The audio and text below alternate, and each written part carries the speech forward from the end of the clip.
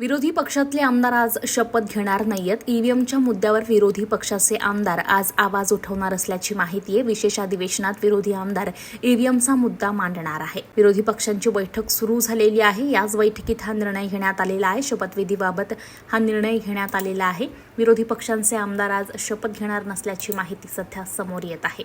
मुंबईत आजपासून 9 डिसेंबरपर्यंत विधानसभेचं विशेष अधिवेशन सुरू झालंय. विधान भवनात नवनिर्वाचित आमदारांच्या शपथविधीला सुरुवात झालेली आहे. अनेकांनी शपथ देखील घेतलेली आहे. हंगामी विधानसभा अध्यक्ष कालिदास कोळंबकर निवडून आलेल्या आमदारांना शपथ देत आहेत. मात्र विरोधी पक्षांचे आमदार आज शपथ घेणार नाही. याच पार्श्वभूमीवर उभाटाचे नेते आदित्य ठाकरे यांनी माध्यमांसोबत संवाद साधलाय. पाहूयात ते काय म्हणाल्यात.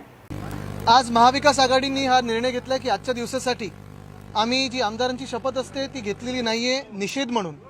कारण एकंदर आपण पाहतोय राज्यात जे वातावरण असायला पाहिजे होतं, एखादं सरकार जेव्हा एवढ्या बहुमताने निवडून येतं तेव्हा वातावरण उत्साहाचं असतं, जल्लोष असतो, साजरं करत असतात सगळे.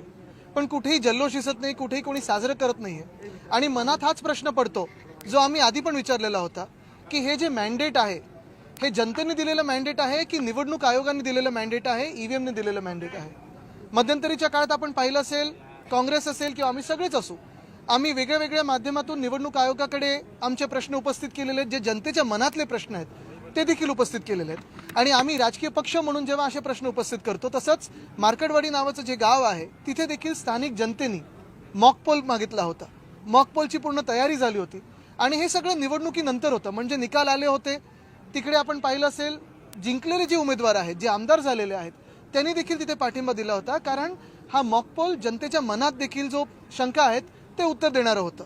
साधारणपणे बॅलेट पेपरवर किती कोण जिंकू शकतं आणि त्याच विरोधात ईव्हीएमवर कसं कोण जिंकू शकतं हे आम्ही अनेकदा दाखवलेलं आहे. मध्यंतरीच्या काळात आम्ही जे पोस्टल बॅलेट ह्याची मतं आणि ईव्हीएमची मतं ह्याच्यातली तफावत देखील दाखवली. पण काल परवाकडे आपण पाहिलं की नुसतं कर्फ्यूच नाही त्या गावामध्ये, तर कर्फ्यूच्याही पुढे जाऊन काल रात्री मला वाटतं काही अटका देखील सुरू झालेल्या आहेत. 20 जणांना अटका झालेल्या आहेत.